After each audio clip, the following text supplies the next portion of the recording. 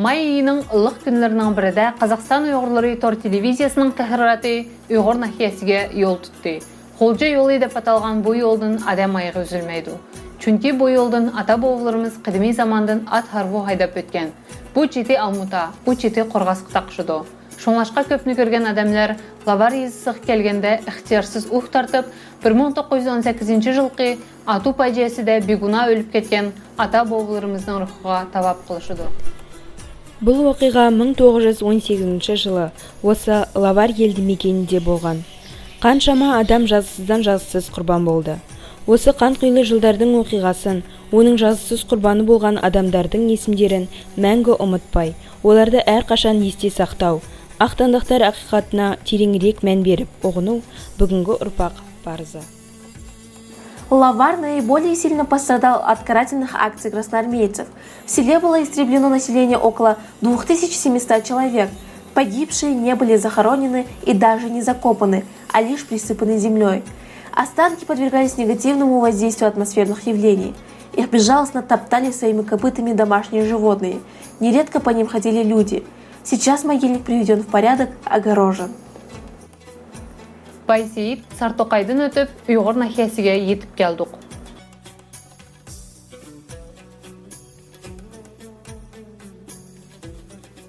Assalamu alaikum qadrdan dostlar. Efirda Қазақстан Uyghurları kanalı Altun Diyarım programmasi.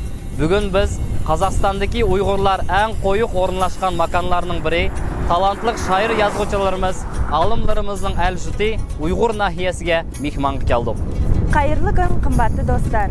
Эфирда Қазақстан Uyghurları kanalı Altun Diyarım программасы. Бүгін біз Қазақстанда ұйғыр халқы ең көп шоғырланған мекен. Ұлы ақын жазушыларымыздың, ғалымдарымыздың туған жері Ұйғыр ауданына қонаққа келдік. Ассаламу алейкум, дорогие зрители! В эфире канал Казахстан Uyghurları с программой Алтун Дiyarım. Представляем вашему вниманию специальную передачу из Уйгурского района, где родились и выросли наши великие писатели, поэты и ученые. Добро пожаловать в район!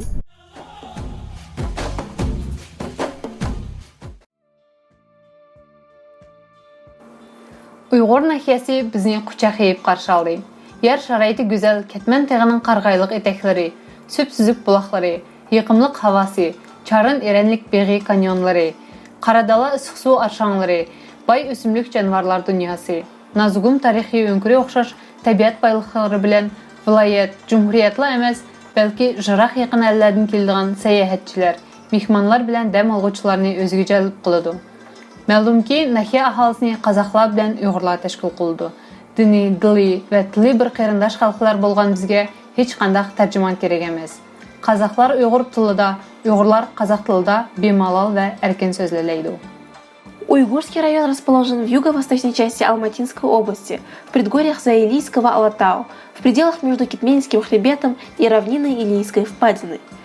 Он знаменит выдающимися личностями, такими как халық қаһарманы Таипов Мөрдін, герои социалистического труда Рахиля Мциитова, Закир Минамов, Гожа Илиев, Апыз Аметов, Авдун Кадыров, кавалеров орденов славы третьей степени Стариков Игнат Михайлович, ученый Ярмухамед Мбаряков, Гужахмед Садвакасов, члены Союза писателей Казахстана Илья Бахтия, Нурлан Оразалин, Машур Жалилов, Изым Скендаров, Батыры, Каракул Батур, Тохнияз Батур, Кумай Болыс и Кокмет Батыр.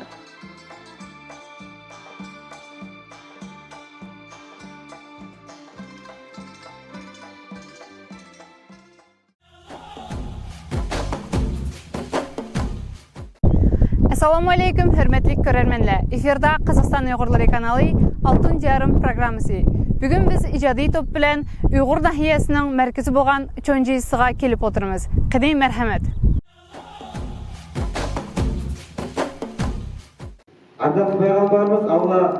Ауданға келген вақтымыз Ораза айт мерекесіне дұрыс келді. Бұл күні Алланың разылығы үшін бір ай бойы ауыз бекітіп, мұсылмандықтың 5 парызының бірі саналатын Оразаның шарттарын орындаған жандар ауыздарын ашады. Ассаламу алейкум ва рахматуллах. Ассаламу алейкум ва рахматуллах. Астагфируллах. Аллахумма анта салам ва минка салам. Табарак раbbana ya zal jalal wal ikram bi rahmatik. Хейт намызға әрлі, балаға тишіқ еткен жігітлі, ve ulardan kichikler beriş gerek. Namaz ötülüp bolşu bilen ular aval tuproq beshig'i berib, arvalar xatirsiga dua tilavat qildi. Andın uyga kelib, heyitlik çayga eg'iz tegdi. Heyit namazı o'qilib bo'lganda jamoat o'zaro heyit shariflari muborak bo'lsin deb bir-birlarini tabriklashdi.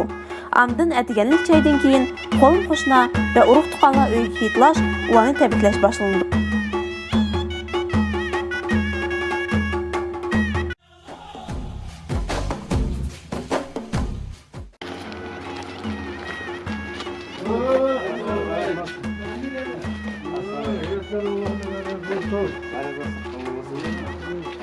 Assalamu alaikum. Etlam mübarek olsun.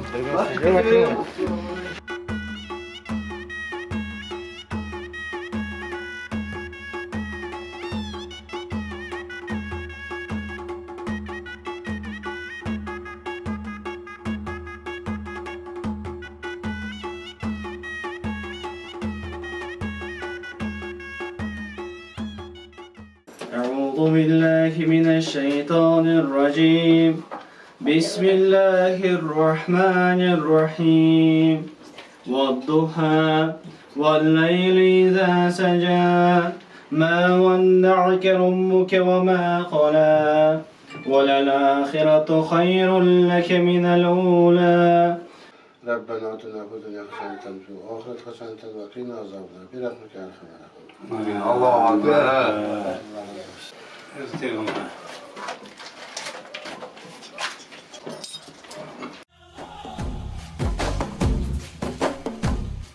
Assalomu alaykum hurmatli aka. Shu ro'za itning iyitlashning o'zining bir qonun qoidalari bormi? Shu to'g'risida bizga qisqacha aytib o'tayotgan bo'lsangiz. Bu qoidalar bu ro'za etlash degan bu adamgarchilik bir-biriga sifatli bir-biriga ro'za oylarida bir-biriga har qachon tabriklab bordi, uylarga, ota-onalarning uyiga, kichik bolalarga hamsiga so'g'lani qildi. Ro'za oylarda bir-biridan kechirim so'raydi. Qilib qo'ygan gunohlar uchun bir-biri bilan yomonlik bo'lsa kechirim so'rab bir-biridan. Sevgitonglar ko'pdan ko'p rahmat. Yana bir qatam ro'za itingiz muborak bo'lsin. Hürmetli görermenler, bugün biz Chonji Sitki Qutluk oylarının biriga heyitlash niyatida kelib o'tiramiz. Qani marhamat. Assalomu alaykum aka. Heyitimiz muborak bo'lsin. Bildi bo'lsin. Bugün biz Qozog'iston Uyg'urlari kanali bilan sizning uyga heyitlab keldik. Xush kelibsizlar. Buyuring marhamat.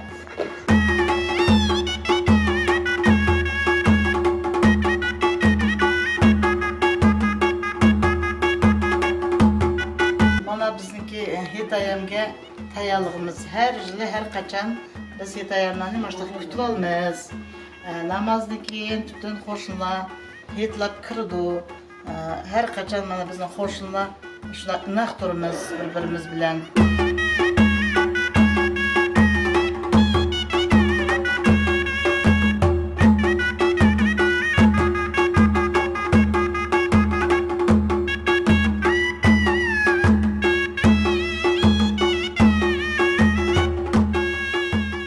Rabbina atina fi dunya hasenatan ve fil ahireti ve qina azabina.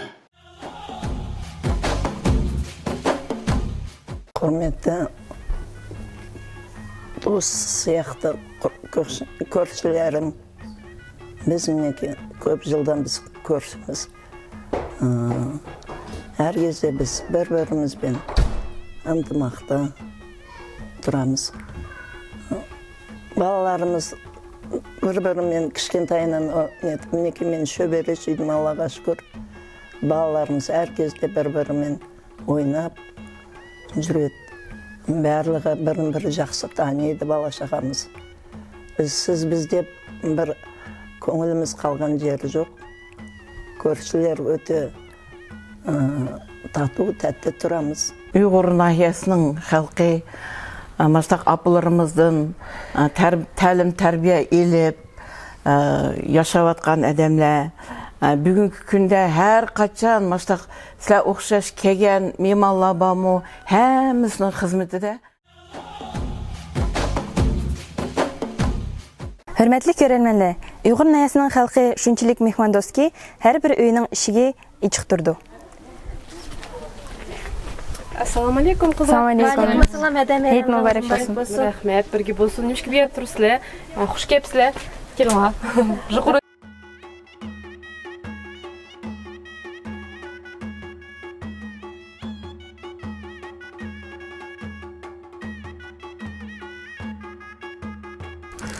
Həməl amancılı olsun, yaxşılar olsun.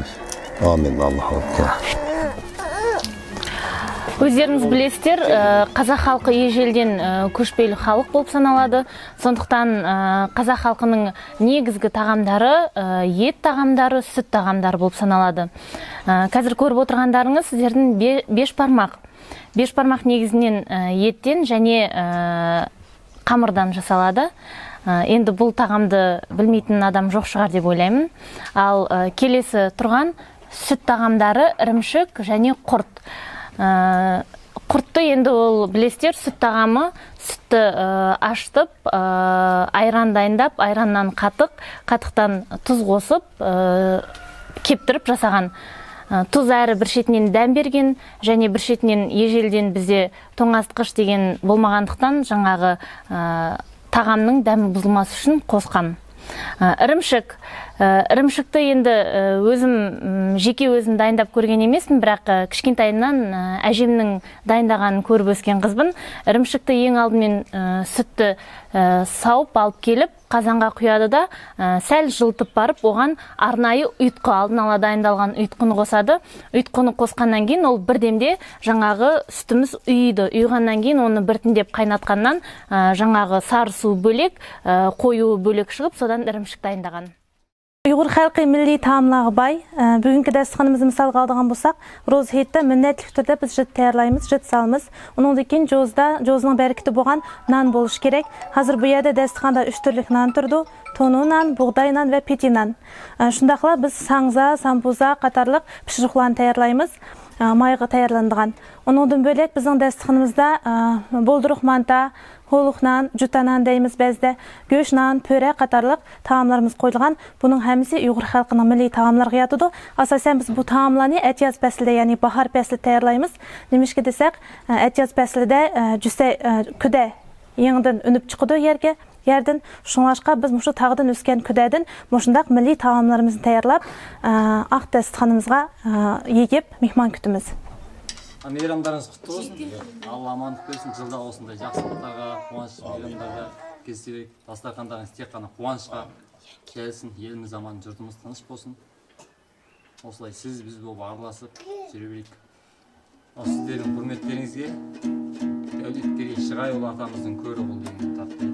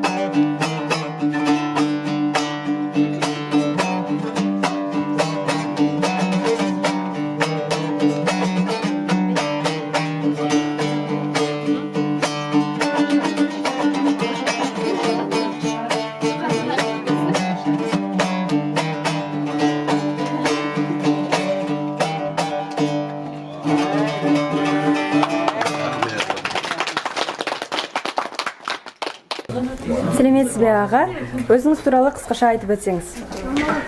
Қайырлы күн, ораза айт мерекесі құтты болсын. Есімім Болатұлы Нұрсұлтан. Осы уақытқа дейін аудандық жастар ресурстық орталығында қызмет атқарғанмын.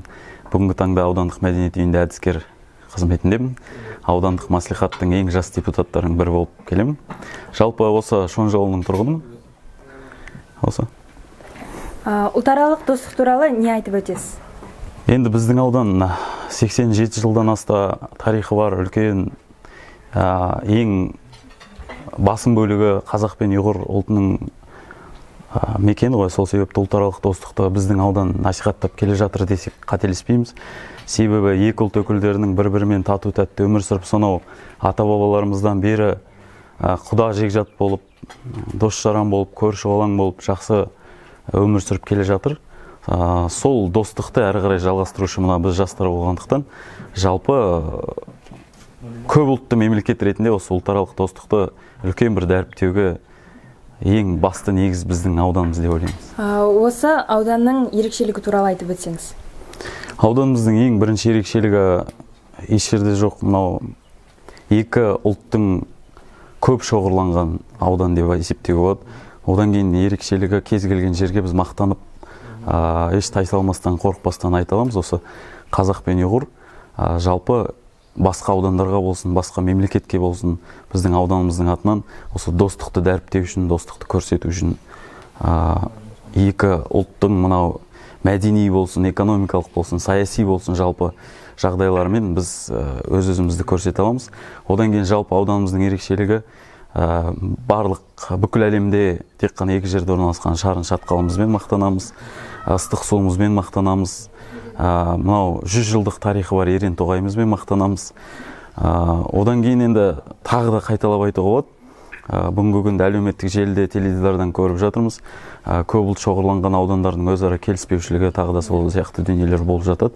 Ал біз осыншама бір ғасырға жуық тарихымызда осындай үлкен әдепті, мәдениетті, үлкен ата-бабаларымыздың бізге аманаттап қалдырып кеткен достық дүниесін дәріптеуші аудандарымыз деп айтуға болады. Сұхбатыңызға рахмет. Рахмет.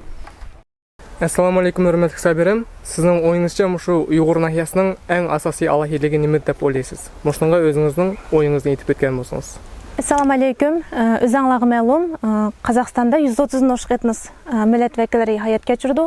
Ve şu her etnisinin öz tilini, medeniyetini, tarixini, urf-adetlerini rivajlandırışqa imkaniyet yaratılgan. Şu qatarda Uyghur xalqımı özünün ana tilini saqlab, medeniyetini, tarixini rivajlandırmaqda. Bu bizning xalqimizga yaratilgan yaxshi bir mümkünçülük. Mundaq imkaniyet, mundaq şarait başqa bir hech bir davlatda yaratilmagan biz uchun. Bulupmu elimiz bo'yicha eng ko'p Uyghur maktablari Uyghur nahiyasida joylashgan. Mana bu bizning asosiy alohidligimiz dedim. Mushu ana tilimizde bilim algan yoshlar elimizning taraqqiyoti uchun xizmat qilmoqda, oliy o'qish o'rinlarini tamomlab va shundaqla o'z vaqtida mushu Uyg'ur nahiyasidan ko'plagan adiblar, shoirlar, yozuvchilar, ziyolilarimiz chiqqan. Hozirgi vaqtda bu qator to'xtab qolgani yo'q. Ko'plagan talantli yoshlarimiz mushu Uyg'ur nahiyasidan chiqyotidi. U yoqqa ko'z yuma olmaymiz. Yana aytadiganim mushu biz Uyg'ur nahiyasida yoshlarning bilim olishiga intayin yuqori javobgarchilik bilan qaraydi ota-onalar, ko'ngil bo'ladi, farzandlarining yaxshi bilim olishiga. Mushu Uyg'ur maktablarida o'z ona tilida bilim olgan yoshlarimiz hozirgi vaqtda oldingi qatorda xizmat qilib, elimizning, davlatimizning sha'nini qo'g'dirmoqda. Ассаламу алейкум, Батрака. Поздравляем вас искренне с этим светлым праздником Ураза Айт. И вот в последнее время мы слышали о вашей активности, видели вашу страничку в Инстаграме. Можете рассказать, пожалуйста, о своей деятельности? Валейкум ассалям, Шахниза. Ассаламу алейкум, уважаемый зритель. Меня зовут Батур, я житель Чунжи. С 2014 года до сегодняшнего дня я веду как и ВКонтакте, так и Инстаграм. У меня, получается, там ведутся как покупки, продажи. И в последнее время начали появляться новости. Там появляются новости Уйгурского района, открытие некоторых бизнес-центров, некоторых мероприятий и так далее. В последнее время мы начали совместно с Антонием Фуд благотворительностью начали заниматься. Например, в зиме мы раздавали уголь. Из-за того, что были трудности в селе Рахата, там Рахате было очередь, очень много очереди было, чтобы купить уголь.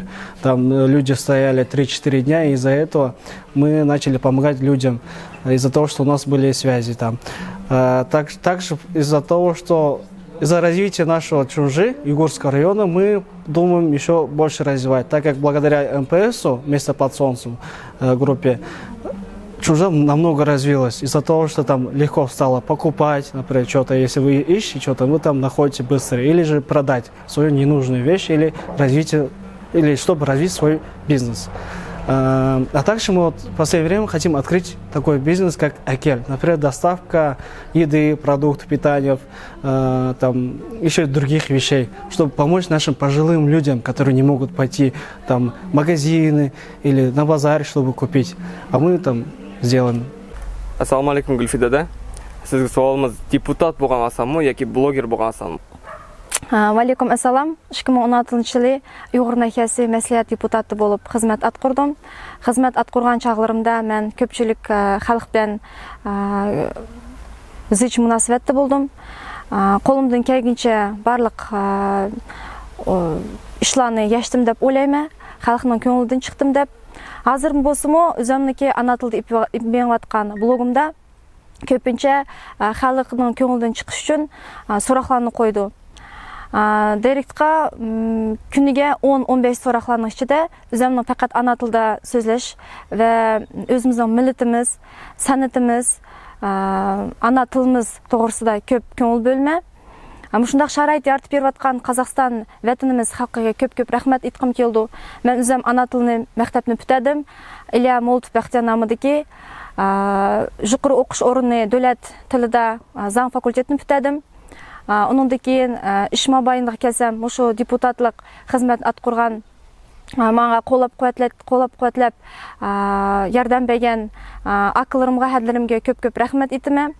Әнді ой депутатлық лән блогерінің арысы еш қанақ пәрқі жоқ. Шындақылы еш халық арсыда болсын, көпчілікінің көңілден шықыш. Бұл оңай іш емес, блогерлік елтмен үшін. Әнді үзәмніке мұшы блогымны текімі рыважыландырыш үшін қызла арысыда батыл үйіштірватымыз. Ең заманауи тәрәптін біздің милletimizni, сәнетimizni, ұнтылып қеватқан ұрпадәтлерімізні қошып, ойынланы, мұсабықланы үйіштірватымыз. Мені қолап қуатлаватқан мұштыларымға көп рахмет.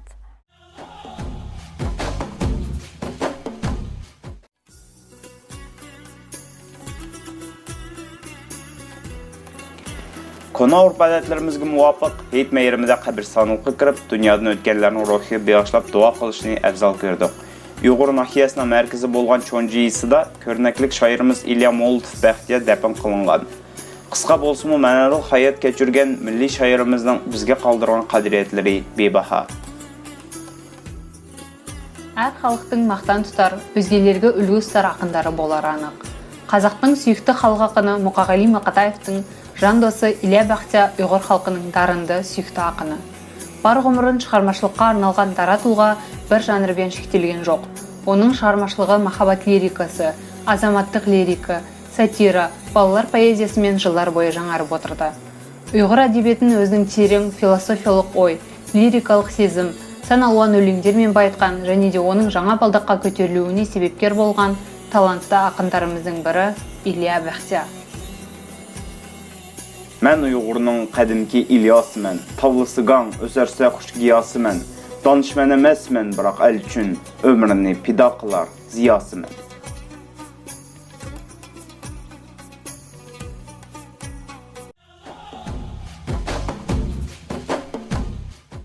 Assalamu alaikum Gülürada. İlya Molotov Bәхтияр namındaki номер 3 отыра мәктәбінің тарихыға тәфсилий тоқталып өтсеңіз. Assalamu alaikum. Ayşarcan, bizniki məktəbimiz 1923 жылы içildi. Dəsləbki müəllim İdris Yusupov bolğan. 1929 жылы qayta içilib, 1957 жылдан Rus məktəbindən alohida bölünüb çıxıb, alohida məktəb təşkil qılındı. Dəsləbki müdiri Celil Alaxunov. Celil Alaxunov bilan birlikdə Uyğur ballarına dərsini 16 müəllim bəgənki. Әнді бүгін сенің білен мән тұған мұшы бина 1975 жылы беріліп, бүгінгі күнгіче ішлеп кәмекті.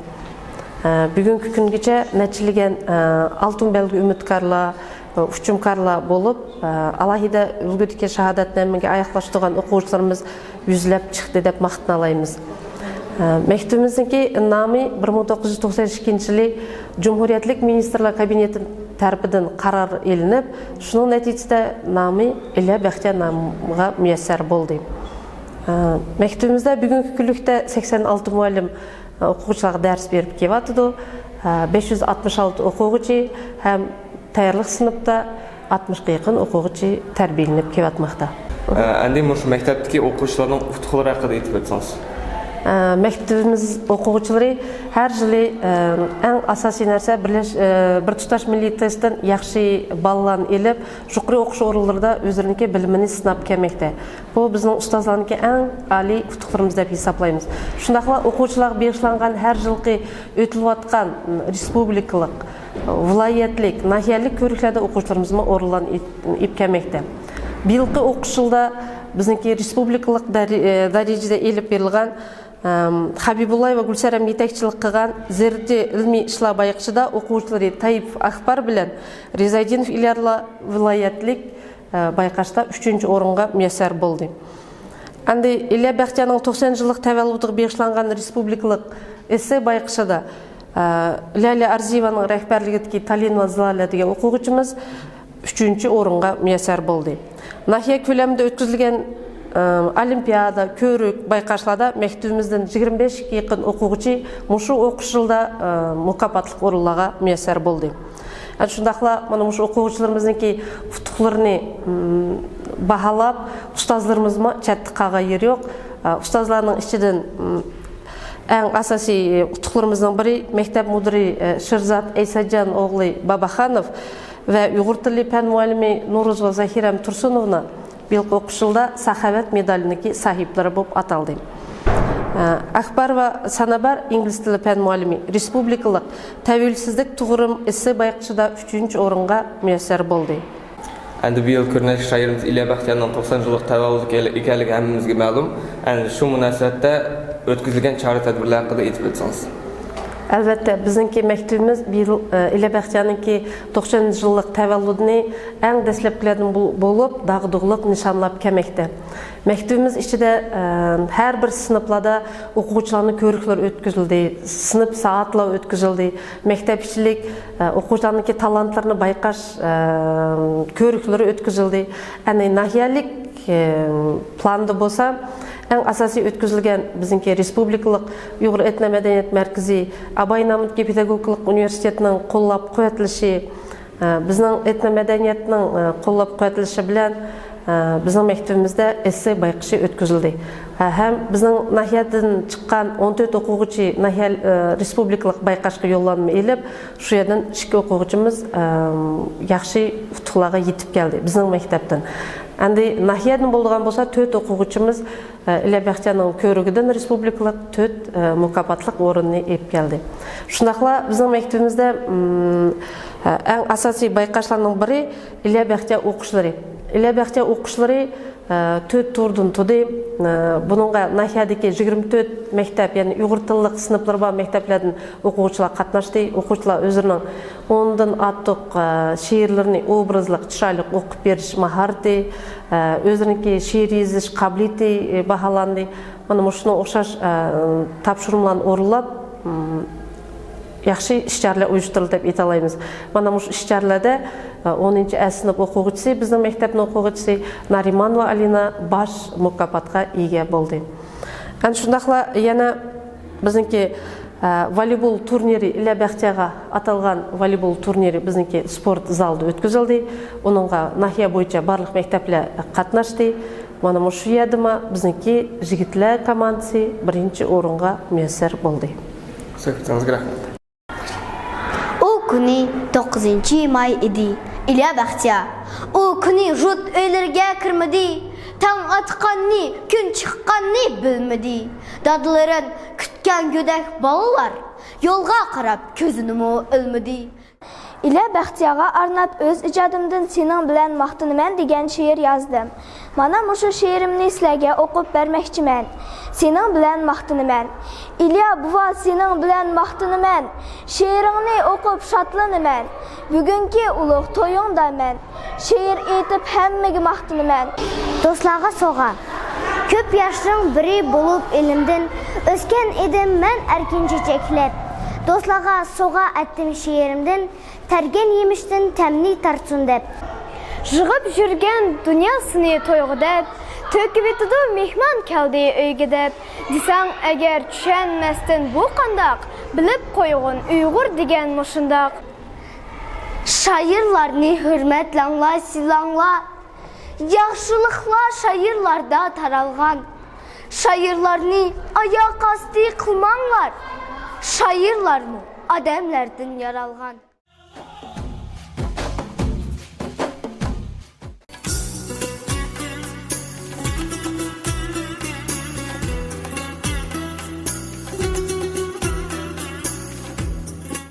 Assalamu alaikum Leyla Isa kızı.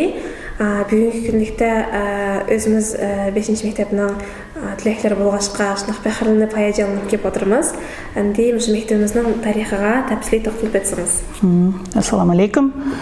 Әнде біздің мектебіміз Чонжа номер 5-ші отыра мектебі 2003 жылы құрылған.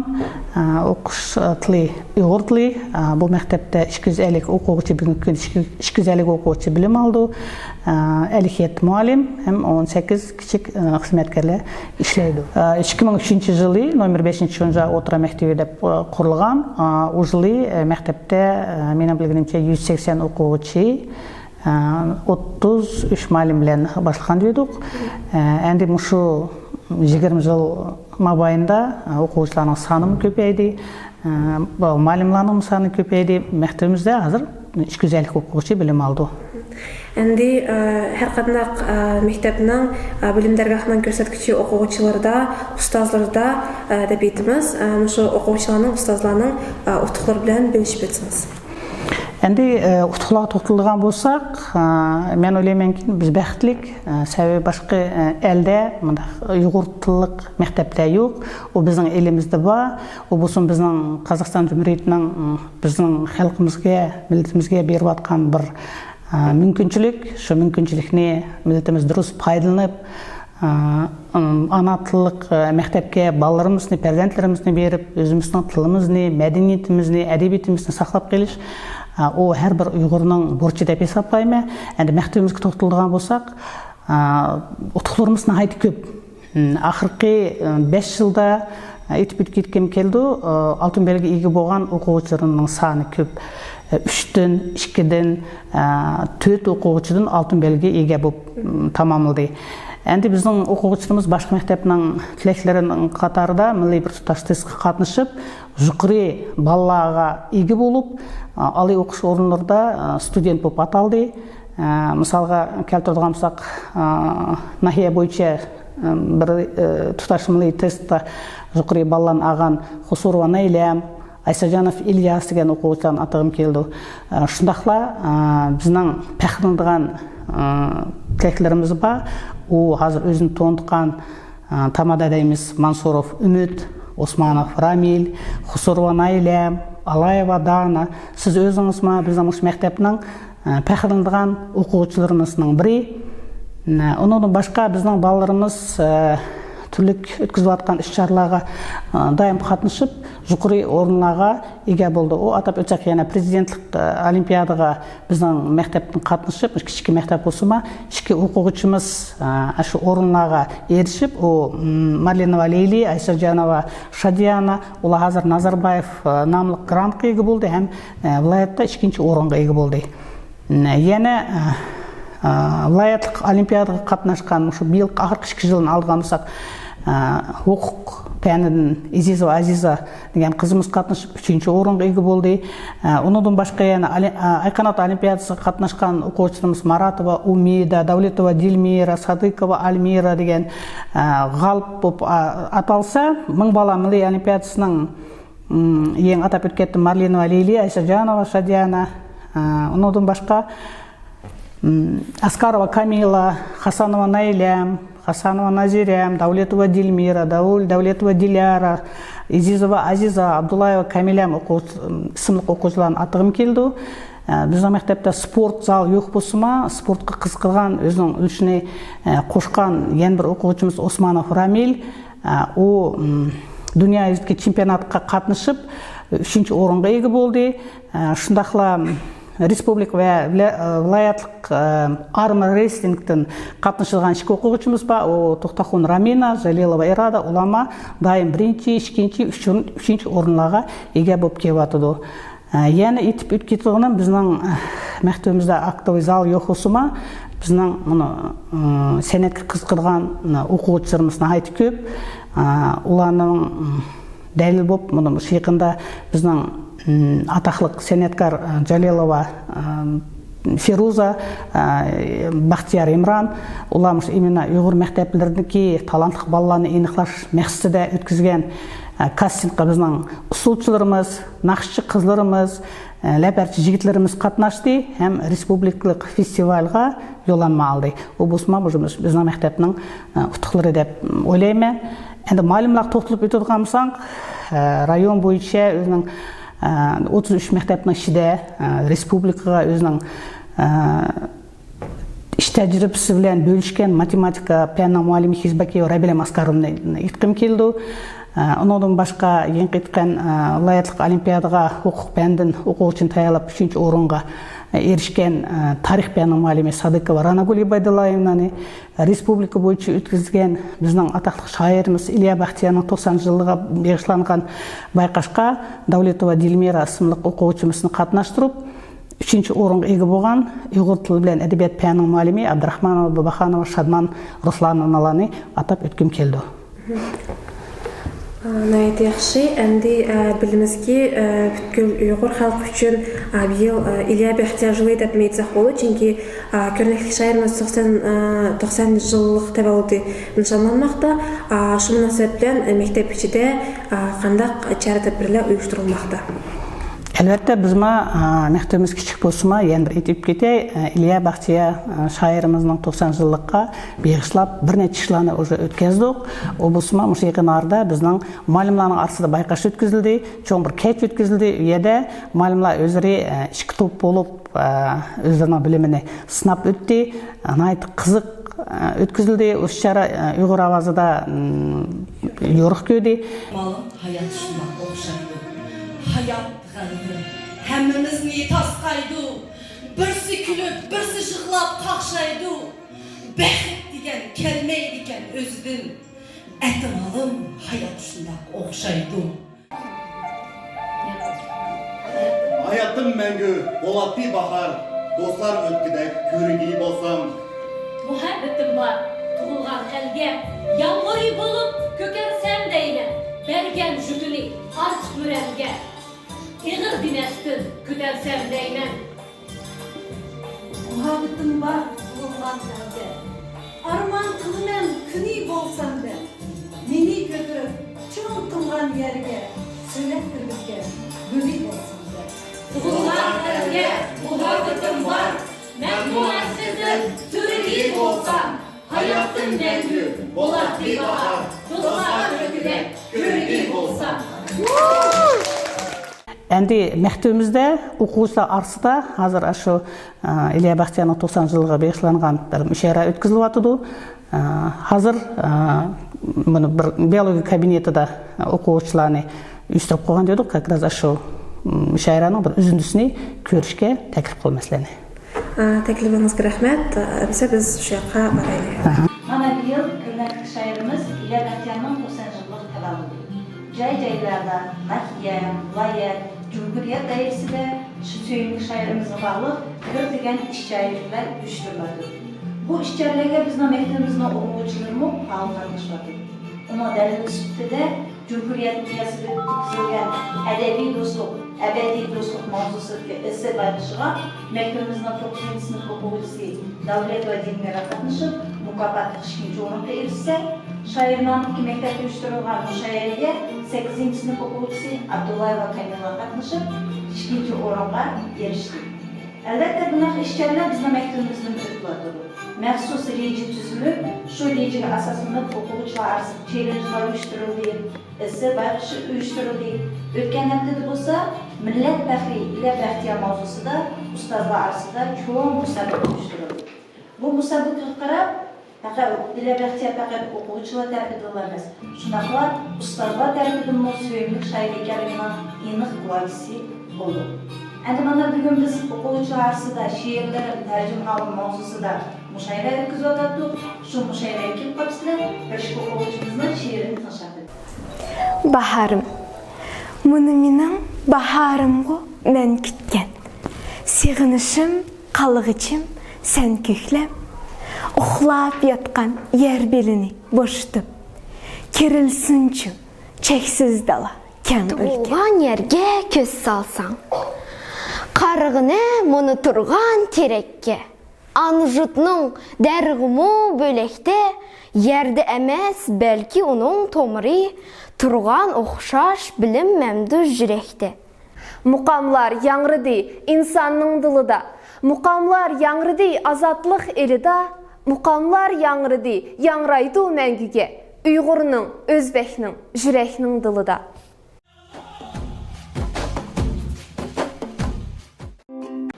Сәлеметсіз, Венера Анарбек қызы. Осы мектептің тарих жайында қысқаша тоқталып өтсеңіз. Рахмет. Біздің мектебіміз Абай атындағы мектеп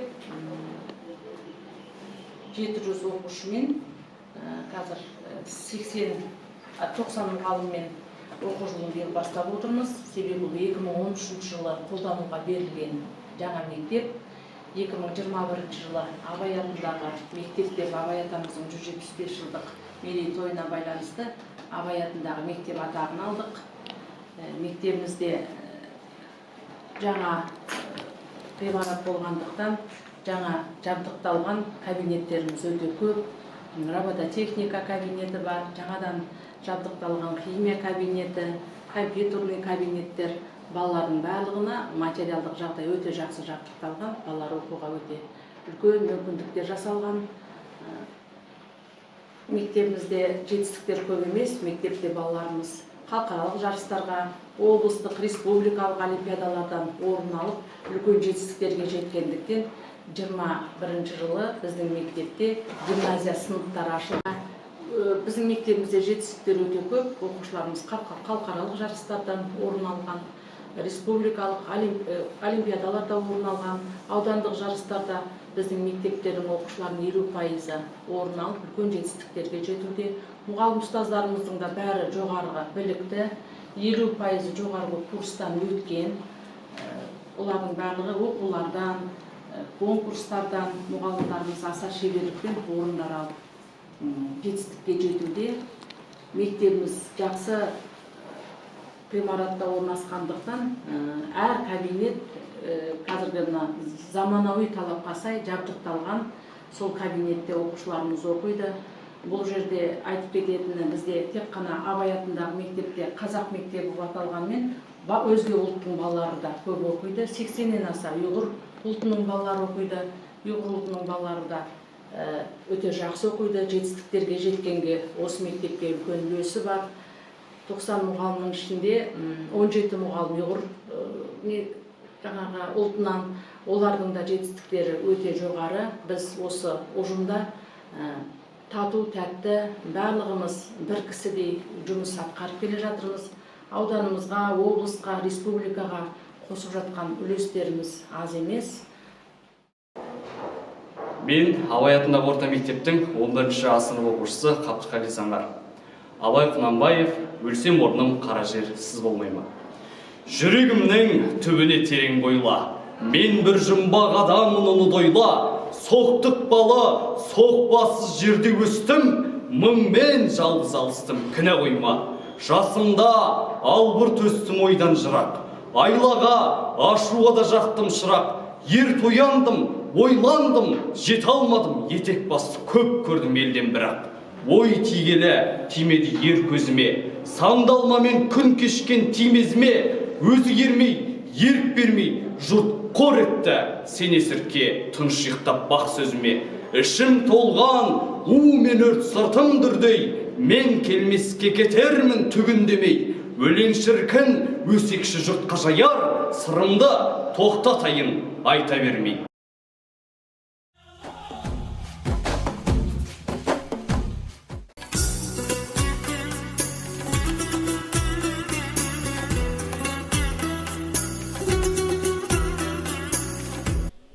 Assalamu alaikum көрерменлер, assalamu alaikum хәде. Biz Қазақстан ұйғырлары тәхираты Алматы шәһәрдән ұйғыр наясыга болыпмы Ташқар су есіға қолы гүл хәдіміз ба деп аңлап, көзіміздің еткізіш мәқсіде мұшы yerге келіп отырмыз. Өзіңіз haqida qisqacha aytib o'tsangiz. Рахмет, ассаламу алейкум. Менің исмім Гүзел болды. Мұшы мектепте 22 жыл болды ішлеп атқанымға. Бәди әмгек пәнінің мұғалім болып ішлеймін. Менің ішлерім көрішке, мана мәрхәмет кіріңлар.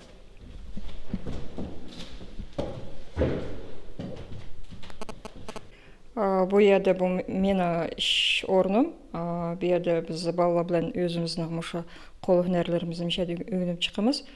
2-3 жыл бұрын карантин башланмай тұрып, әждадымның мирасы допам деп мерасымны қойған деп едік.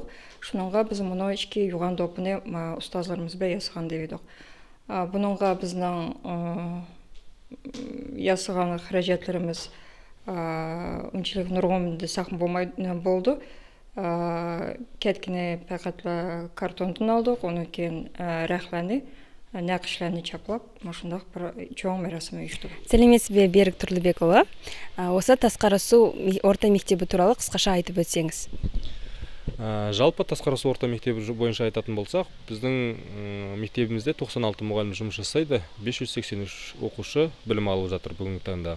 Оның ішінде бізде мектебіміз 3 тілді мектеп болғандықтан қазақ, орыс және ұйғыр тілде жүргізіледі.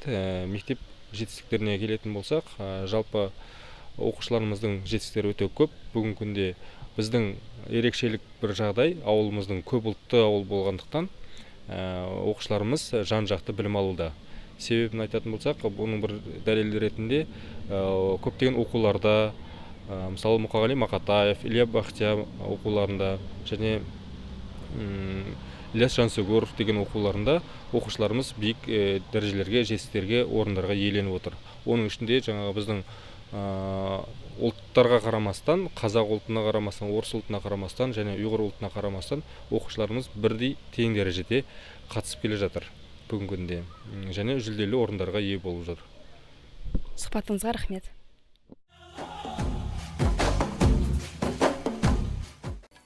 В районе также функционирует спортивная школа, воспитавшая чемпионов, принесших славу своим землякам.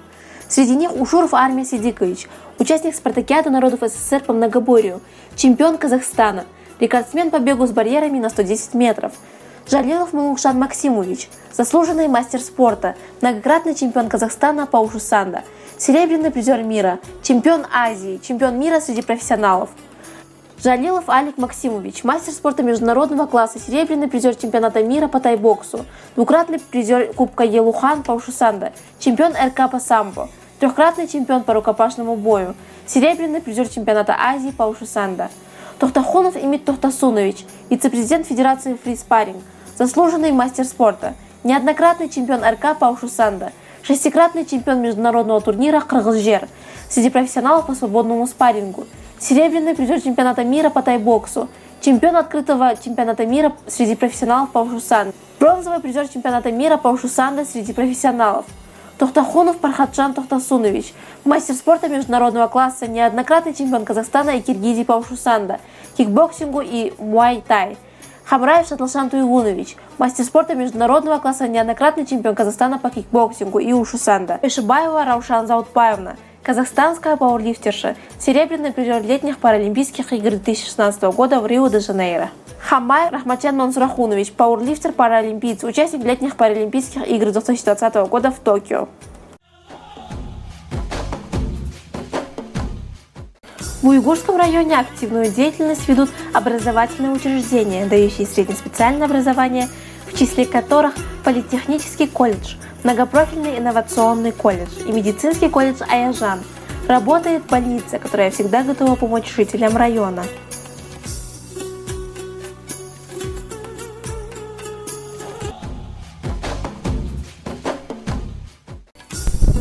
Uyghur nahiyəsiga bo'lgan ziyoratimiz mobaynida biz Kintal İslam loyihasi bilan selingan 4800 gektar yani suv bilan ta'minlab o'tgan bu kanalning tarixi nihoyatda uzun.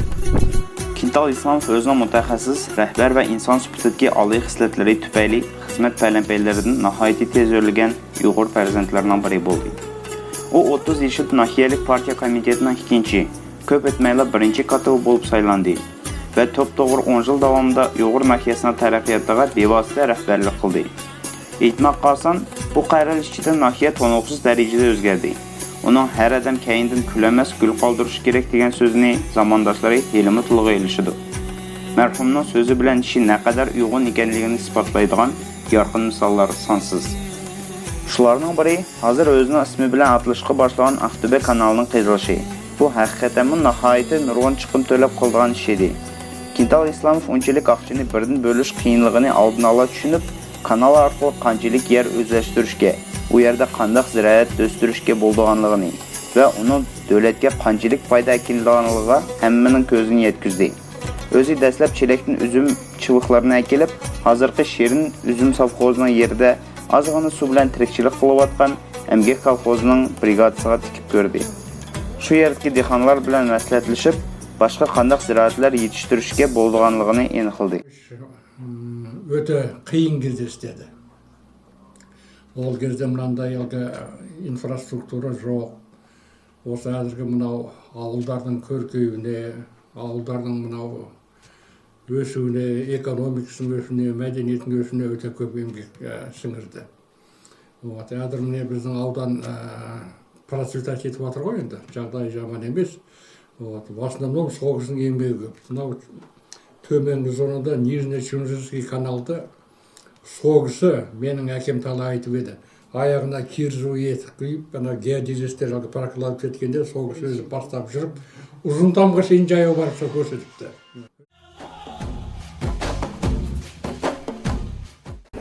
Бүгін біз Чонжи Исетке Тұхняз Батыр 19-деке Михрван Махирам анының, яғни ішке мүмкіншілігі чекленген қызланы тәрбиелеп өсіріп атқан анының үйге мехманға келдік. Бұл қызла гілем тоқыш сәнті білән шұғылынды деп аңлап, шыны сілерге намайышқығын келіп отырмыз. Ассаламу алейкум әді. Біз Алматы шәһәрден сіздің қызларыңызны гілем тоқыш сәнті білән шұғылынды кедіп, шының өзіміз гуачы болайлы деп келдік. Мұшақыды үмімен етіп өтсіңіз. Ақыл. Мен қыздарым Гүлнарам 51 яшы кірді. Мұқадас қызым 35 яшы кірді. Бұла нәріне бір аял үйгітіп қойған, шыны бұла тоқышқы башылды. Бір нәрсіне тоқыса бір 2 күн отырып тоқойды. Мұндақ гүлләрін тоқойды, әр түрлік рисункіні сызап әсақ шыны тоқойды өздер. Бұның бағасы әнді 1000 теңгеде қойдық, жіпіні өзіміз сетіп алдымыз ғой. Бұл кәсіпіне 2010-дан татып башылдық. Қызла үйді инвалид қызла болған екен, отырып, ұшын білән занимас қылды. Сетілған бешіде сетілді, яқшы сетілді, рүшіні немеді, падыр кішкенағанды тоқтап қалды. Бірақ отырып тоқиды үйді.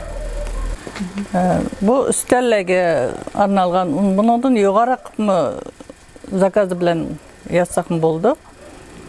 Ванналарның алдыларға сасы болды, мұндақ кіркет баған иеләге босығылағы ташлап қойсын болды. Hörmətlik görərmənlər, yaxşılıq qılışqa aldıran hünərvən qolu gül hədlərimizin qolab qatləşmək istədə güləmlərini setib elşanlarını sorayımız. Alaqa nömrələri tövəndə göstərilgan.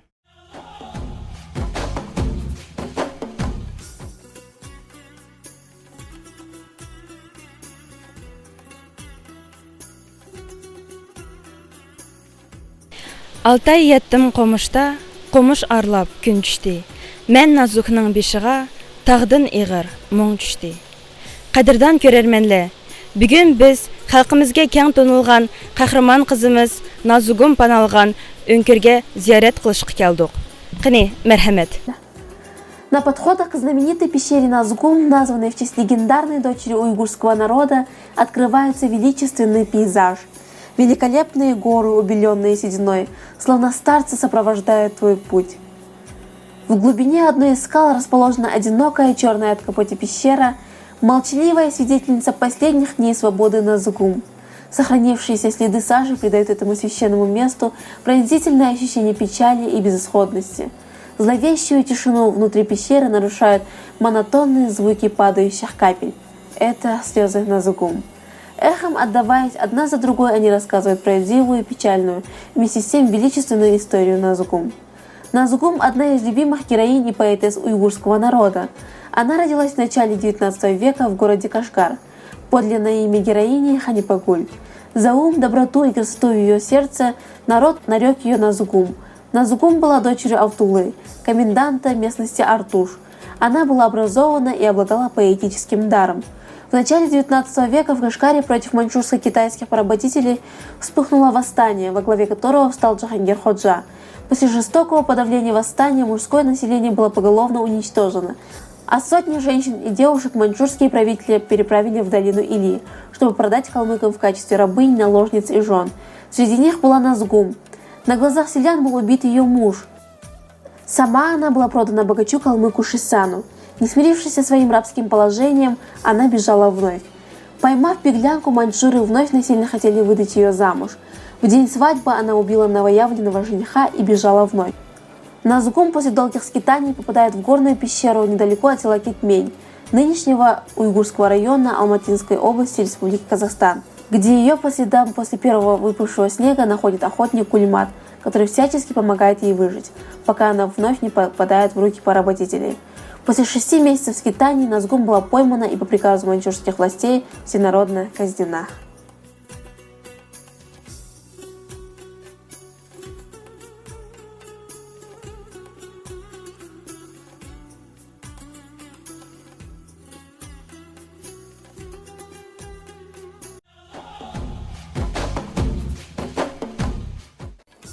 Келесі кезекте біз Шарын шатқалына жол тарттық.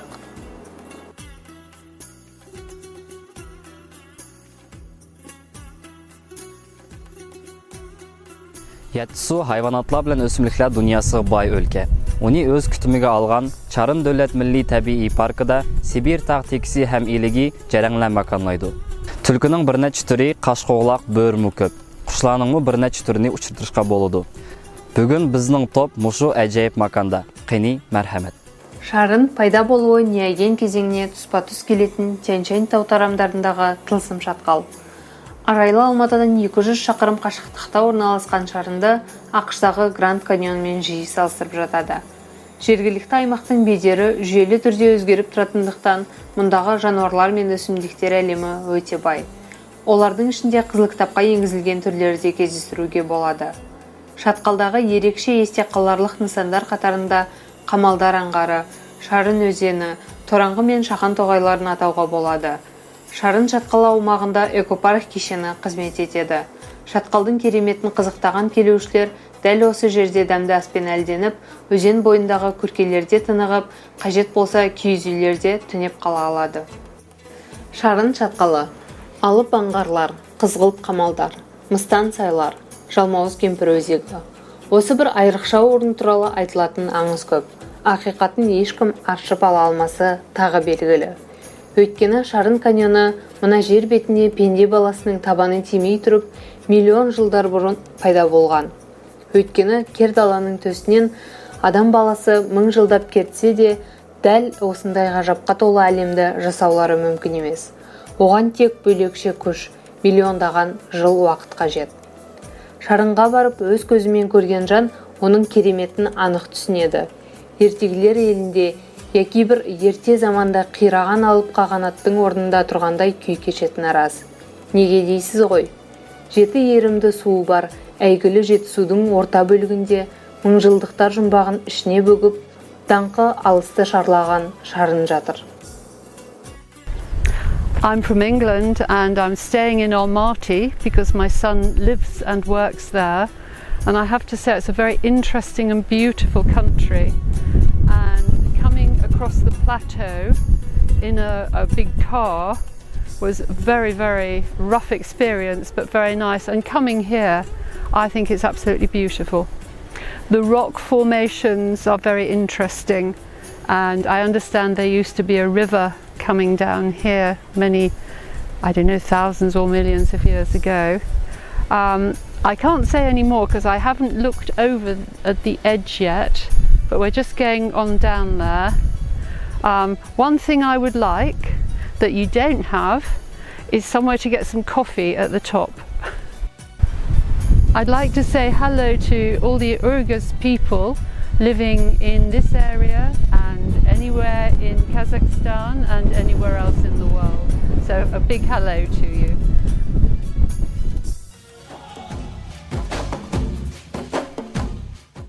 Уйғыр нәхиясіге келіп, ұшпалық соқ келмәслік чоң хаталық. Бүгінгі таңда ұшпу дерда көплеген дәмел орынлары пағалият жүргізмекте. Лекін біздің диққатымызны Қашқар жәліп қылды. Милли колоритни өзігі сындырген сехи жайға хуш кепсіз. Ассаламу алейкум, Мутпалака. Можете, пожалуйста, рассказать, дать общую информацию про зону отдыха Кашгар? Здравствуйте, дорогие наши гости. Я рад вам представить зону отдыха Кашгар, которая находится на горячих источниках в Уйгурском районе. Минеральная вода, которая у нас здесь выходит прямо из-под земли, она считается лечебной. Также у нее присутствует очень много минералов, которые обогащают эту воду. Также она является питьевой. Зона отдыха Кашгар была зачата этой идеей в 2010 году. Почему Кашгар? Потому что Кашгар, это, как всем известно, это древняя столица тюркского народа. Именно поэтому мой отец, основатель зоны отдыха Кашгар, Юнусов Абдухилил, решил назвать эту зону именно так. На нашей зоне присутствует два бассейна, которые полностью циркулируются водой. Вода проточная, без добавления никаких химикатов мы не добавляем, что делает нашу зону довольно-таки привлекательной для людей из других стран. Нас посещают гости с Америки, с Туркмении, также с Ближнего Востока, Узбекистан, Кыргызстан. Даже были гости со Швейцарии.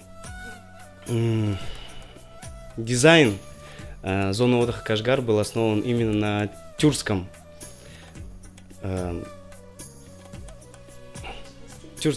стиле. Да. Все колонны, даже некоторые дома были построены по старым традициям. Это самал, это лай. И вот. Скажите, пожалуйста, какая у вас минимальная стоимость номеров и на каких условиях могут вас посещать туристы? Мы стараемся сделать нашу зону доступной абсолютно для всех, поэтому цены у нас невелики. Они начинаются от 6, от 8 тысяч. Конечно, в праздничные дни у нас цена вырастает, но так же, как и у всех. Конкуренция у нас сильная, но по сравнению с другими зонами, с чисто названием, уйгурским названием Кашгар, мы довольно занимаем высокий рейтинг среди всех зон отдыха на этом районе. На нашей зоне предоставляется абсолютно все. Кухня, газ, плиты. Это все мы делаем для того, чтобы обычные люди, обычный рабочий человек спокойно смог посетить нас и отдохнуть на уровне высшем, что дает нам 21 век. Скажите, пожалуйста, сколько у вас всего номеров, где могут остановиться туристы? У нас очень большой выбор номеров. Есть двухместные номера, есть четырехместные, есть также и коттеджи. Бассейнов у нас тоже несколько. Мы также делаем условия, предоставляем условия для маленьких детей, так же, как и для пенсионеров. Вода у нас варьируется от 38 градусов до 57 градусов. Также есть холодная вода у нас. Это редкость для этого района. Вот. Спасибо большое. Благодарим за интервью.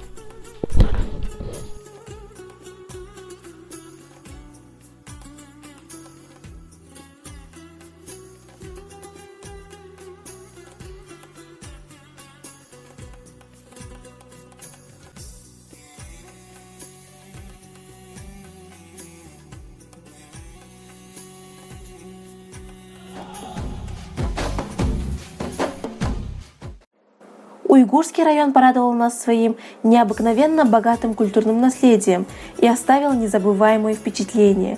Школы, достопримечательности и множество без преувеличения легендарных историй не оставят равнодушными никого. На этом наше путешествие завершилось. Однако мы не успели рассказать вам много интересного. Мы обязательно вернемся. Ну а пока до скорой встречи. В эфире был канал Казахстан Уйгурлары с программой «Алтун Диярым».